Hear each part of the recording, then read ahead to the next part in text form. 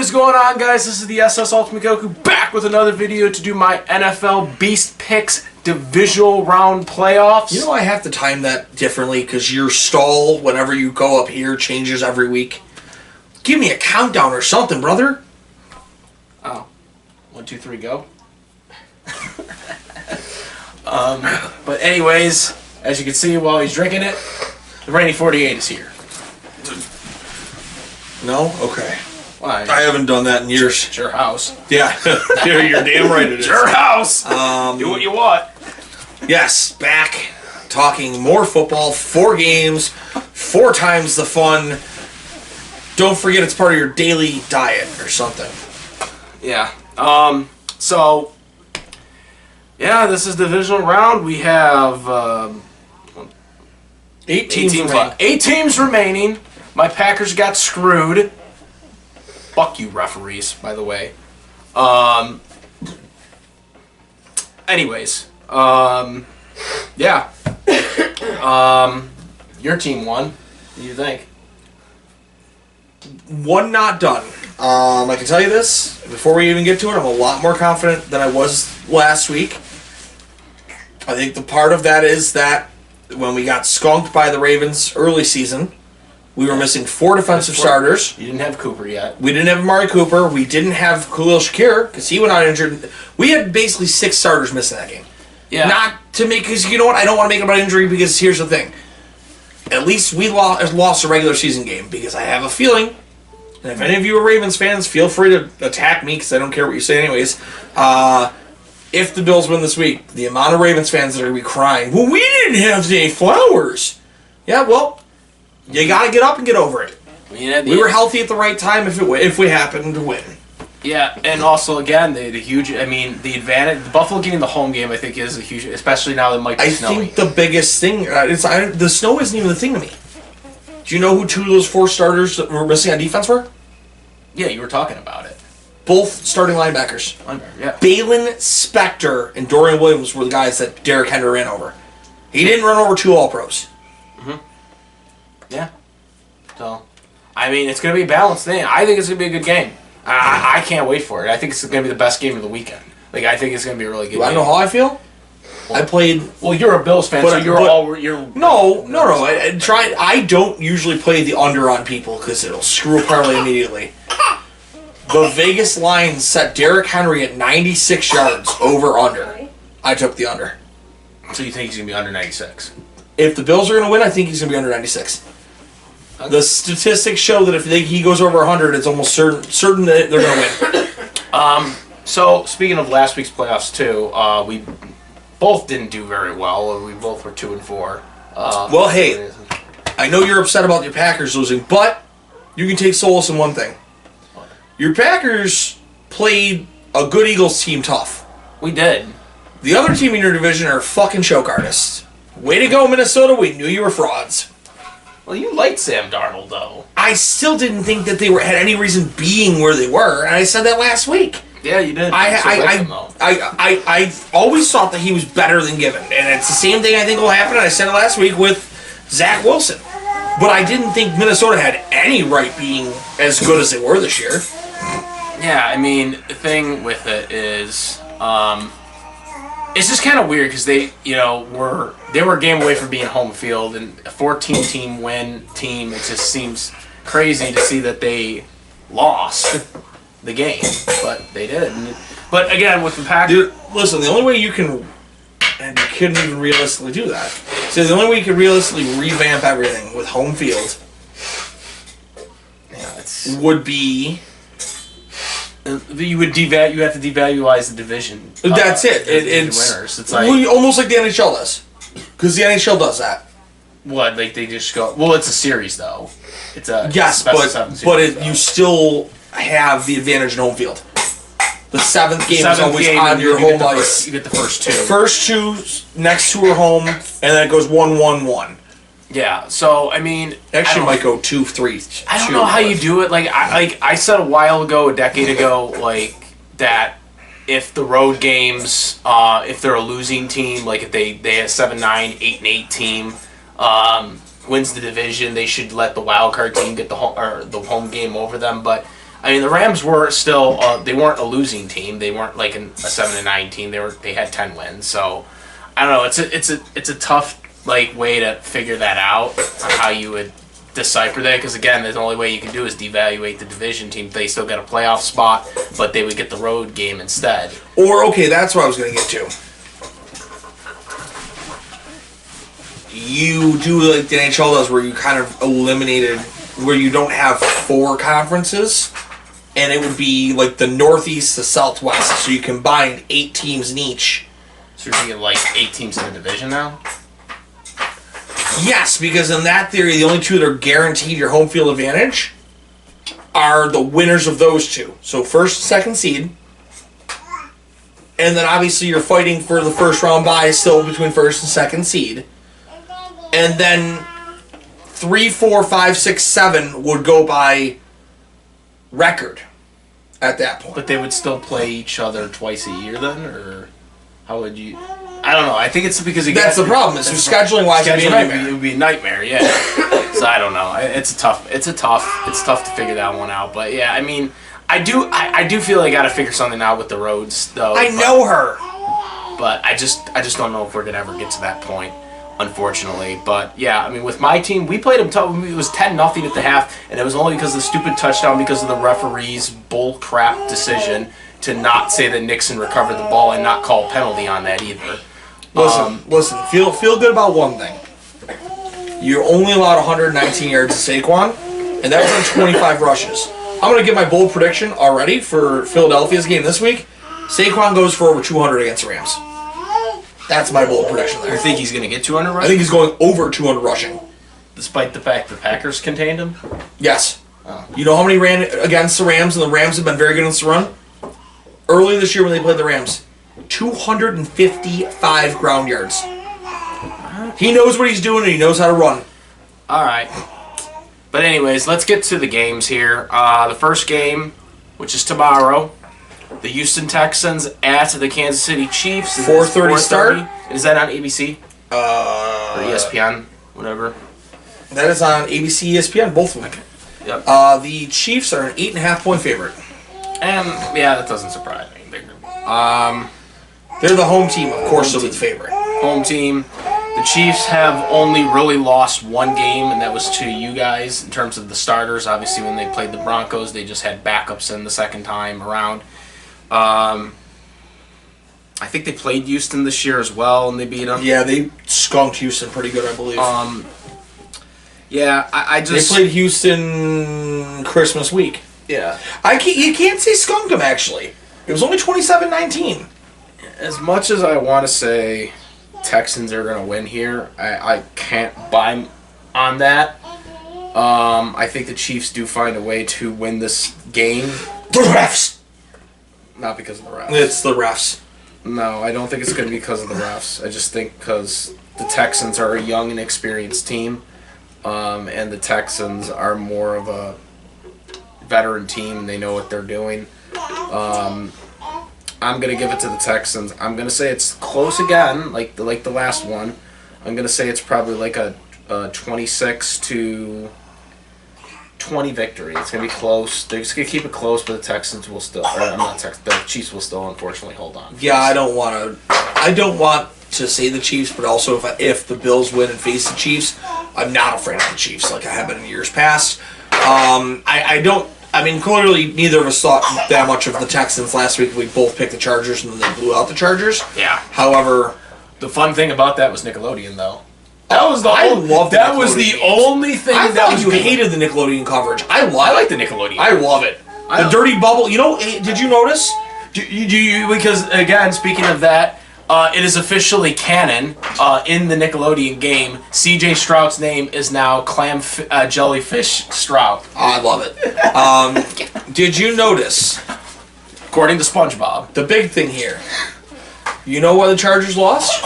Because they didn't do anything. No, because the dirty bubble abducted them. Oh yeah, they were talking. They were up 6-0, and then the dirty bubble abducted them, and they lost. That's the dirty bubble cost. I never thought I would say this on a football show. The dirty bubble cost the Chargers the game. Yeah, that was the only thing that was fun about that game. Because if that would have been a normal, like, just normal broadcast game, like, that would just been totally I didn't more have than to that really game. watch it. I was out to dinner. Wonderful, wonderful Cajun food. But I also believe, unfortunately, the Chiefs win this. I'm going to say they don't score a lot. Give me 21 to 15. 21-15? Yep, and you know what? I'm gonna make a bold call, and then I'm gonna make my prediction for stat of the game. The bold call is, with a good amount of time left in the fourth, the Texans score a touchdown and go for 2 to go up 15-14. And with the clock winding down, Kansas City scores a touchdown, and they win 21-15. My bold prediction on this game is that Patrick Mahomes will probably get 2 touchdowns in this game early, and then they'll slump towards the second half, and the Texans will kind of make a mini comeback, but in the end, they'll hold them off. There'll be an onside kick. They won't recover it, and they'll win, like I said, 26. My real bold prediction here. Houston and KC both have a 100-yard receiving player. Kansas City's has the most yards in the game. Kansas City. It will be Hollywood Brown, who has the most yards in the game, and Nico Collins goes over 100 as well. Yeah. All right. But yeah, that Nickelodeon game. That I was saying, Nickelodeon. They gotta do more Nickelodeon because that game. I can tell you right now, that Chargers Texan game. I probably would not have watched all of it if it wasn't for that Nickelodeon broadcast. That made it so entertaining. And I think the reason they're doing that is there's not as much kids getting into the sport, so it is trying to help get kids to. I wish they did that when I wish they did that when I was a kid. Because when I was a kid, I was into football and we didn't have that. But so the other thing, Frank, is if anybody ever wants to question how smart Andy Reid is, instead of putting his rookie, who has been very inconsistent at Xavier Worthy, sticking him in the slot where he's been all year, he is not getting the slot. Marquise Hollywood Brown is. Okay. Who allowed 201 or 198 yards passing to Glad McConkey, the nickel quarterback in the slot. Which game were we talking about? The Texans and the Chargers last week. Oh, the Chargers. McConkey had 197 yards in the slot. Yeah, you called the one that he'd be top 5. I almost wanted to say number 1, and I should have because he was, but they can't cover the slot in Houston. So which we did clip that, by the way, for you all to see that. All right, game number 2. Yep, 8 o'clock. Yep, 8 o'clock, and this one I believe is on. Oh, this is on Fox, right? Yeah, because it's an NFC game. Correct. Yep. All right, so we have the Washington Commanders, Redskins, at the Detroit Lions. Wouldn't that just be the Red Football Commanders? I don't know. Well, they were the football team and the Commanders, and I mean, I don't acknowledge their existence of being called the football team. well, I think it was great. The world's worst. Yeah, I think it was great because it was so terrible. It was worse than a game. I mean, everyone says the Commanders was worse than football. I've heard people that try to say the Commanders is worse than football team, and I'm like, no. Like, I mean, Commanders is not that great of a name, but it's at least a name. Well, you know what? Here's the thing. Football team is not a name at all. I know that there's a lot of people that want the Redskins name to come back, but if you're a Redskins fan, maybe pump the brakes.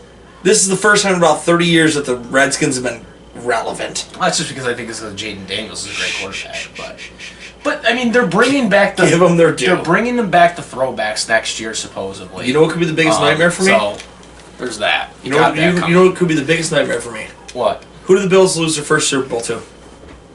The Giants. Oh, okay. Well, You were about to say. I knew Washington was in there somewhere. The second one. Okay, well, then that means next year we play the Giants and we win. Or next year we play the Commanders. It scared me. I'm going to tell you right now, it would not shock me if they upset the Lions. Are you going to pick that? I'm not, because it's still very young. Speaking of which, actually, you brought up a good point.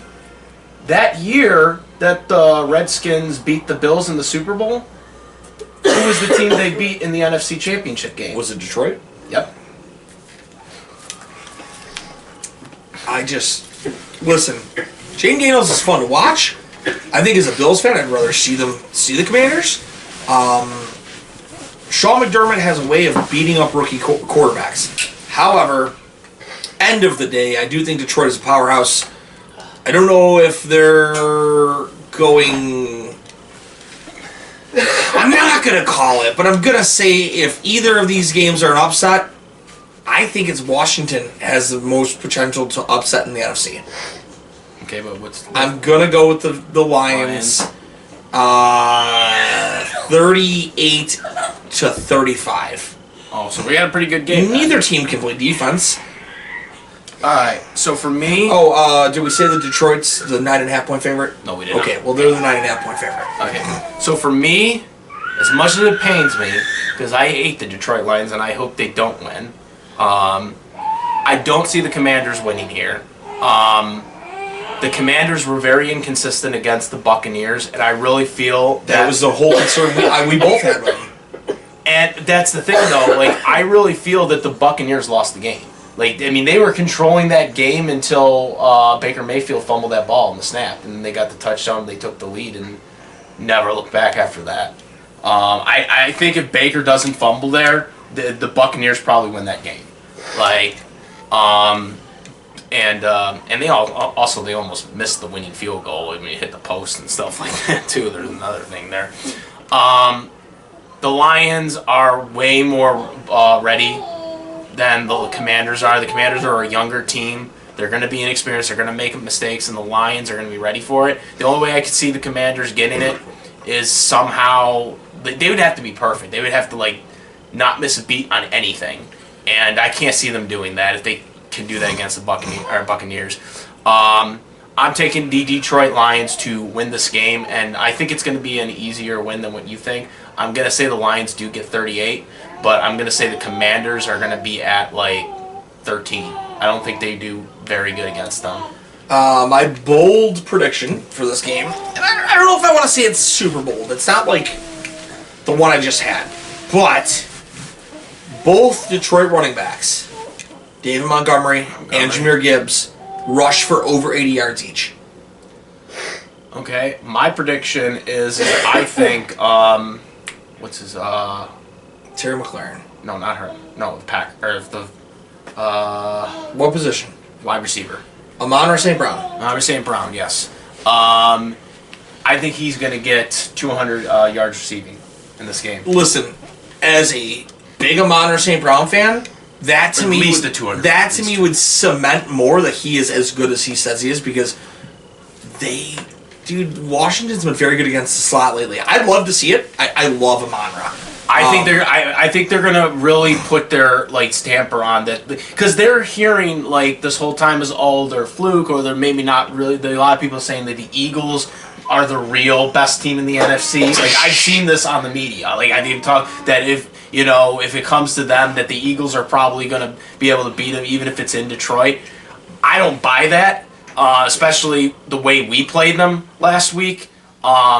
And I think the Lions here are going to really show their dominance here, to show that they are really, in fact, the best number one seed team in the NFC. I have a second crazy prediction for this game real quick. Yeah. Third wide receiver, Tim Patrick, formerly Denver Bronco, 50 yards and a touchdown. Book it. At least 50 and a touchdown. All right. Alrighty. Now we go to Sunday. We got 3 o'clock. The LA Rams at the Philadelphia Eagles, and it is on Fox. 1 second here. I have some things I have to look up.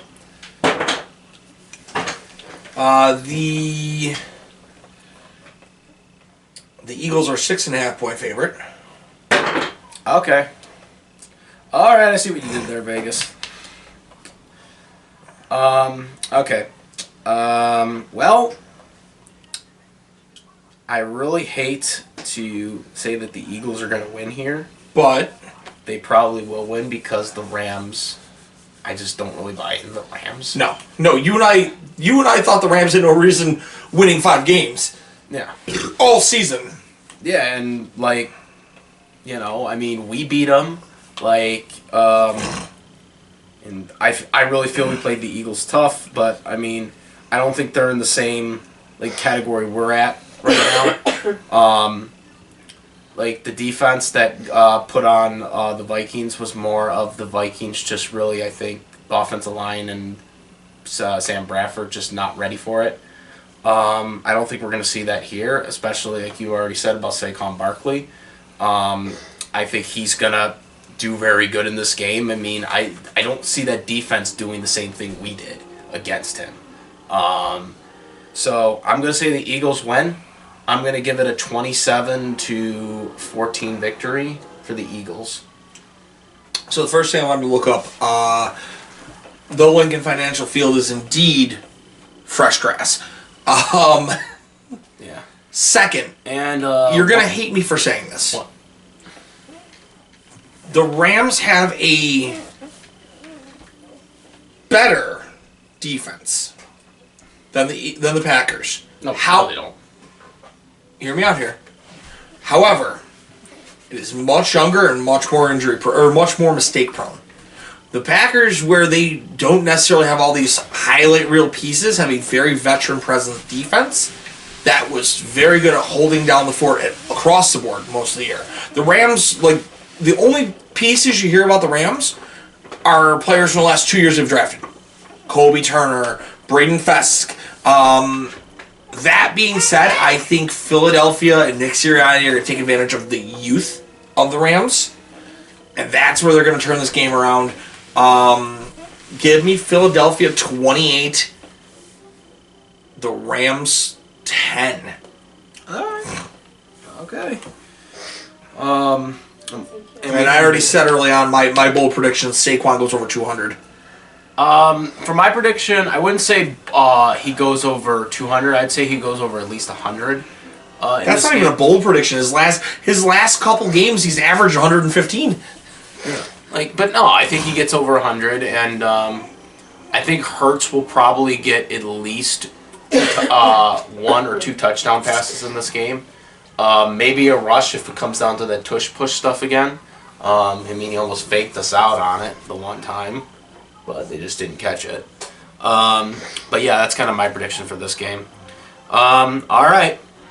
This is the final playoff game, and I know it is your team. Don't say that.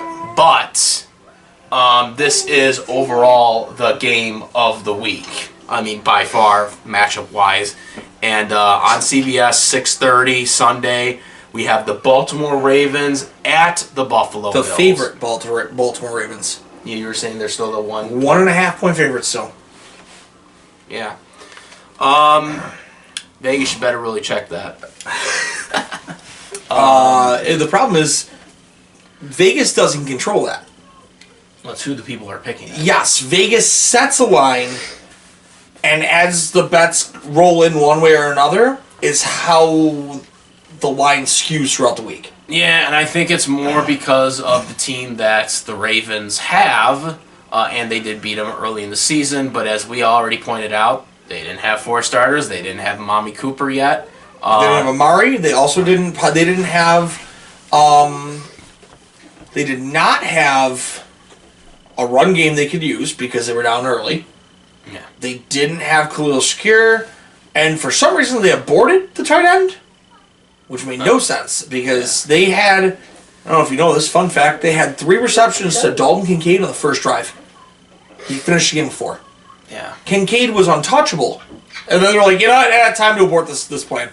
Yeah, the thing here, and I think this is the most important thing too, because if this was in Baltimore, it would be a big different story. But because it's in Buffalo, I give the edge slightly to the Bills here, because then home field, I mean, it's whatever. You can win on the road. But with the elements, the snow, I know it does snow in Maryland, but it doesn't snow like it does there, like it does here. And from what I've looked up, Lamar hasn't done good in bad weather. He has. He's done well, at least the cold. Not as much as they made it a Lamar isn't good, Lamar is still 8-2 in his 10 coldest games. However, not in the snow though. No, his coldest game he's ever played in was 26 degrees. Do you know what game time temperature on Sunday is supposed to be? It's supposed to be lower than that. 7. Yeah, it's supposed to be lower than that. No, thank you. 7.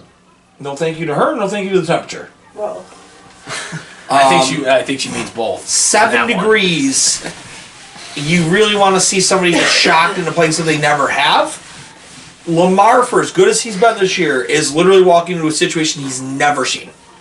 Yeah. That's a whole different scenario, man. I guess like the NFL level, yeah, cool. You're out on the field for a little bit, and What's you the do wind chill though? good. And it's supposed to feel like -2. Oh, okay. Well, that's be worse. Yeah. The wind chill. Supposed to play a -2, feel like -2 with the wind chill, and possibly still snowing at game time. Yeah, I heard it was supposed to snow at game time. Like it was all like it's gonna start like snowing like a half hour before the game starts. That's what I've heard. I hope it doesn't snow too much, because if you're going to get into a battle of the run, that does favor Baltimore. I don't know necessarily because I do. Cook's underrated. Cook is underrated, but the Ravens have been. I don't say a lot of nice things about the Ravens, but the Ravens have been elite against the run this year. Elite. They deserve that elite.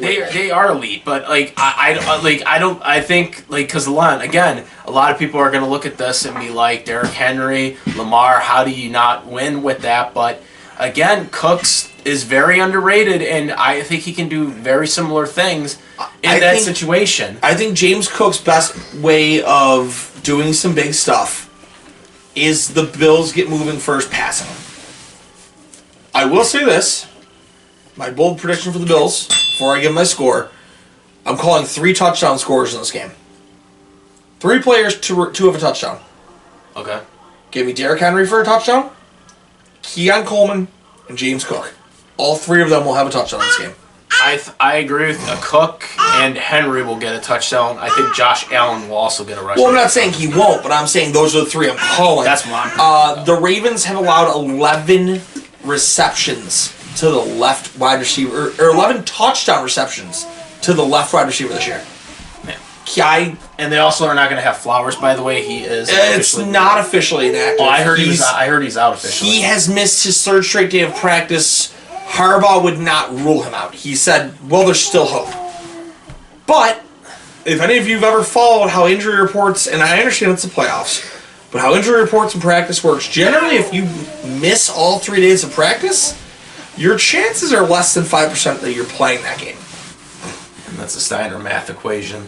No, that Kurt Angle knows that he can't beat me at sacrifice. So Smojo, you have a 33 1/3% chance of winning, but I have a 143 2/3% chance of winning. Yeah. And when it comes to sacrifice, Senior Joe, the numbers spell disaster. They do. I could almost recite that by memory now, which is a problem. Yeah, okay, but in terms of the game, this is going to be the best game. This is my score right here. It's a touchdown game. The Bills are going to win 30-23. They're going to get a touchdown late, and then when Lamar is into it, and we're going to see a late turnover in this game, which is going to cost them, and then it's going to run out the clock, and the Bills will win by a touchdown. That's kind of how I have this laid out. I mean, this could be bold, and I have not done this in the show at all this year. Give me Buffalo 38, Baltimore 17. You think it's going to be that bad? If this defense can key in on Derrick Henry and make Lamar make mistakes, yes. You'll have a Derrick Henry touchdown. I'm going to say your 2 Ravens touchdown scores are Derrick Henry and Mark Andrews. And a field goal. I think Lamar's going to get a rushing touchdown. I don't know what the stats are. Actually, hold on. I can't look up the stats. I think it's going to be like I think that what you're going to see in the beginning is you're going to see Lamar and Josh basically. Because let's face it, Lamar and Josh have like the same style. They have the same style. They do Here's a tush fun push, fact for tush you. push, running back. Here's a fun fact for you. Of the 8 teams remaining in the NFL playoffs, the teams with the least amount of rushing touchdowns given to quarterbacks on the year. Was Lamar Jackson? Nope. No, least amount allowed. Oh. Buffalo and Washington, through 18 games, have allowed 2 total rushing touchdowns quarterbacks. Oh, okay. Are they going to still be able to stop the tush push, though? I don't think they do that with Lamar. I don't think anybody They don't do it. They don't do it, but they don't do it with Lamar. That's been the Ravens fans' whole thing, is that why Josh's numbers are bullshit, because Josh, it's tush push. Okay, but he does it too. No, he doesn't. He doesn't really. Jalen Hurts is the tush push. Yeah, he does it, but I don't think Lamar does it. Yeah, Lamar he did it last week. Yeah, I don't think Lamar does it a lot. They usually have Derrick Henry in the goal line, and they give him the ball pretty frequently. But yeah, I'm saying Buffalo's gonna do it. Yeah, I think the Bills get it, but I think it's gonna be a closer game than that. But I do think Buffalo. The home field, man. I mean, that's the thing right there. I mean, the weather. They're not going to be ready for that. I'm telling you, with the snow, they're not going to be ready for this. It snows in Maryland, but not nearly as much as it does here. Like, they have no idea compared to the snow that they get compared to what we get over here. Take your shitty Old Bay seasoning with you. Buffalo wings over Old Bay all day. All right. So, yeah, those are our predictions. Is there any more bold predictions we got? Or I think we covered really all of them. Yeah, I don't think I got any. I'm not gonna play that because I wouldn't play it on my own parlay. Here I got a wild one. What did I have in here? Did I play? I think I played Amari Cooper over 80 yards receiving this week. Did? I think I did play that. Which is wild because the Vegas odds don't think he'll even receive 25 yards. Well, here's my. I think he's going to get a touchdown in this game. Amari Cooper? I can see that. Amari Cooper gets a touchdown. What were my big bets here? I don't know how many yards he's going to get, but I think he's going to at least get it. I think he's going to be one of the players who gets a touchdown. We'll call him an interesting look here too, because he's been overlooked most of the year, but he had 89 yards last week. I'm going to say Diane Brown of the Washington Commanders has over 60 yards receiving this week. But yeah, I'm still going with Nico Collins, Marquise Brown to have a day. That's going to leave. Give me an elevation here. 3 players in the KC and Texans game that are not quarterbacks total over 100 total yards. The third, since I already gave the first 2, is Joe Mixon. Yeah. Mixon's, he's a good running back, so don't surprise me. And Vegas is not a fan of him this week. His yardage is like 55. He won the MVP. Oh, yeah, he did. Yeah, he did. He won the MVP, damn it. And he said that was the best award of his career. It was. Because it is. Because if you don't win Nickelodeon Valuable Player, you're wrong. Nickelodeon Valuable Player is an amazing award. I just glad it went to a winner and not... Well, wait a minute. The Bills have an MVP on their roster. Well, yeah, but Trubisky won it the first time. Yeah, that's it. And he lost. Yeah, but Mitch Trubisky's... Yeah, but he didn't win the game, though. Doesn't matter. He's still an MVP. He's still an MVP. That's all I think it should go to someone who won the game. That's my whole thing with that. But it's a Nickelodeon award. Okay. I hope when the next game comes out, SpongeBob gets the MVP. He'd have to be playing though. Well, I mean, he might. Put him out there. Put SpongeBob out there. Put Sandy out there. Sandy was from Texas. She should have been bringing. Sandy's real squirrely. I bet she cuts the passes. She see what I did there? Sandy should have been on the Texans team. She's from Texas. How was she not? Was she not even on the telecast? Yeah, she was. She was. Okay. She was like doing the correspondence, like the play-by-play. Or she was like on the field thing. That's not fair. You can't have somebody who's biased. That's why the Texans won. It's not even the dirty. She called in the dirty bubble strike. I'm on you, Sandy, Miss Cheeks. I sound real unhinged. All Ruby, right. walk to me. All right, but get your little touchdown.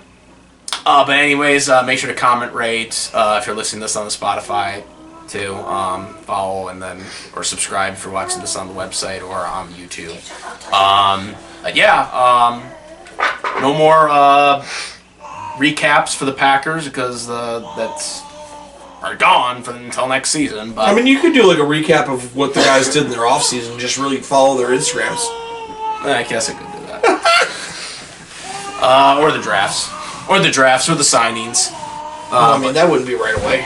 Yeah, it won't be right away. But anyways, yeah. So until next year for that. But shout out Kyle at Chicken Dippin'. Hit him up online. Chicken_Dippin' on Instagram or chickendippin.com. Use code 716 for 15% off your car insurance or your chicken dipping, whatever you prefer.